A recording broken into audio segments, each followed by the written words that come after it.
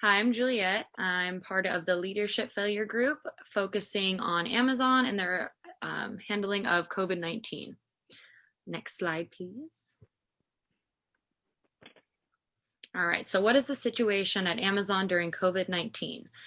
Since the start of the pandemic, there's been a huge shift from in-person shopping to online, and Amazon has been the leading at online sales. According to VentureBeat, they have increased their revenue 40% and they're now at $88.9 billion. They've also created 175 new positions and have have over 1 million employees, according to CNN. Next.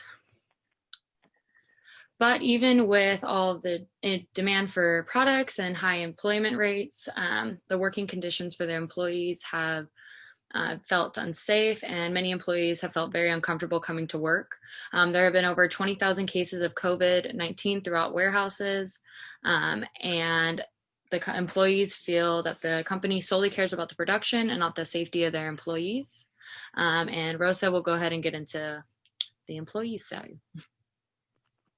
Hi, I'm Rosa, and I'm going to be talking about Amazon's response to COVID and how employees had to go on strikes. So next slide, please. So with 175 fulfillment centers worldwide, Amazon was able to reach record-breaking profits, but this was at the expense of the workers' health and safety. Due to the high demand in their products, workers quickly became exhausted by the increase in workload, and some states actually began illegally denying their employees of paid sick leave at the start of the pandemic. And so employees had to continue working even if they had COVID-related like symptoms, because they had no choice but to keep working because they just couldn't afford to not work. And employees all over the country began participating in online petitions, strikes, and protests. And one petition actually reached over 5,000 signatures. And this petition demanded new COVID protections, which would include hazard pay and paid sick leave, protective equipment, and full transparency on the number of cases in each warehouse. As according to Medina 2020, workers started complaining that the warehouses were not informing of new COVID cases in the warehouse. And one warehouse actually stopped telling its employees and reporting how many cases were present at the warehouse after the warehouse reached 40 new cases. So next slide, please. So as employees participated in walkouts and online petition, Amazon didn't really handle the backlash in the best way possible. According to Severity 2020, just hours after one of the protests in New York City, Amazon fired Christian Smalls, who was a former employee at Amazon. And Amazon's reasons for the firing was that Christian had broken quarantine to attend this protest. And Amazon also fired Maren Costa and Emily Cunningham, as they had started an online petition. And according to Amazon, this breaks company policy that says employees cannot ask other employees to donate to a cause. And after seeing this, Tim Bray, which was an engineer and vice president of Amazon's web services, quit his job after hearing of the new firings because he believed it showed the toxicity that ran in the company. And now I'm going to be passing on to Kim. Hi, everyone. I'm Kim, and I'm going to be talking about why this was a leadership failure. Amazon has a responsibility to protect their employees, and now more than ever, they must ensure that safety. Employees throughout the company have complained that management and human resources teams failed to inform them when they have been in contact with someone who has been infected. Rather, they have been hearing rumors in the warehouse and have to confront the managers in order to find out when people are getting infected with COVID-19. This not only puts countless employees at risk, but also makes them question if the organization cares about their safety.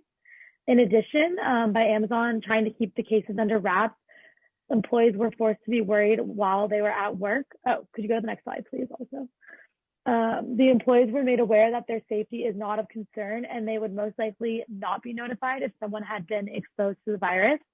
This keeps employees anxious because they need their job for financial stability, but they must choose if they care more about their job or their own health, which is really messed up.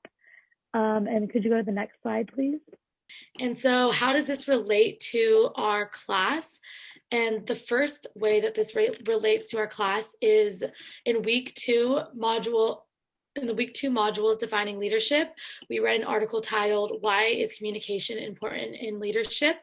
and which discussed the many reasons as to why communication as a leader is crucial to success. And in this article, it stated that leaders need to think with clarity, express ideas, and share information with a multitude of audiences.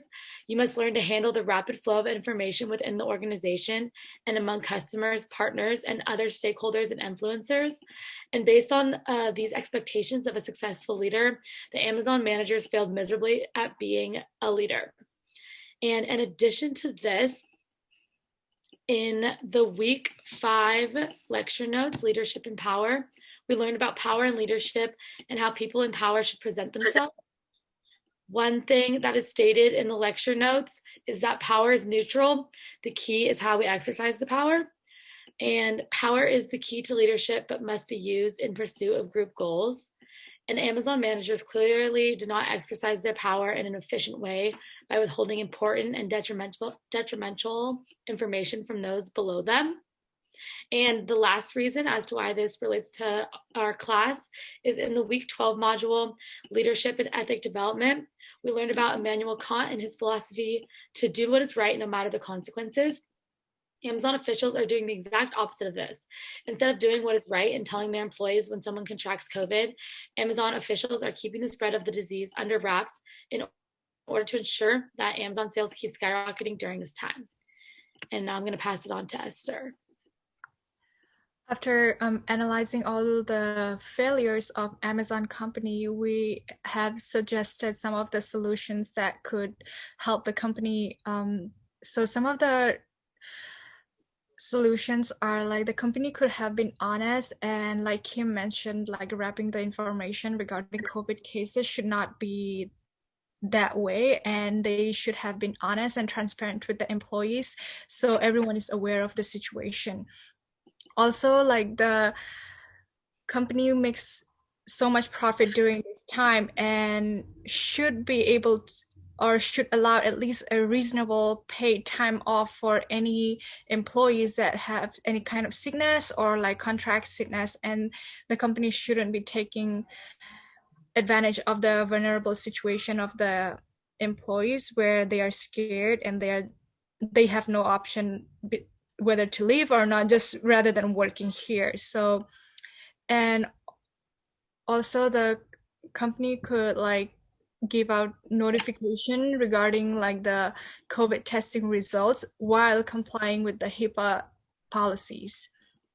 And then also the company can order like a mandatory mask and temperature checks, and then on-site COVID testing centers, so that way the employees do not have to go outside of their work environment and everything could be done there. As the company makes 4 billion profit this year, this should be good enough to pay all their employees regarding the paid or any kind of like benefits that is needed to them. I'm going to hand over to Justin.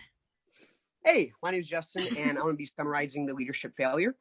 Overall, Amazon sales have greatly increased this year due to the pandemic. It's because of social isolation and social distancing, so people are more likely to shop online. Although they are doing so well financially, they're not really treating their employees right. For example, there's been many communication failures between the leaders and the employees about when there's been a COVID case. And this is ethically wrong because it affects all the employees if they get COVID, and it should be more of a concern of the employees' benefits and not the financial benefits. So overall, that is the leadership failure that Amazon has demonstrated, and thanks for watching.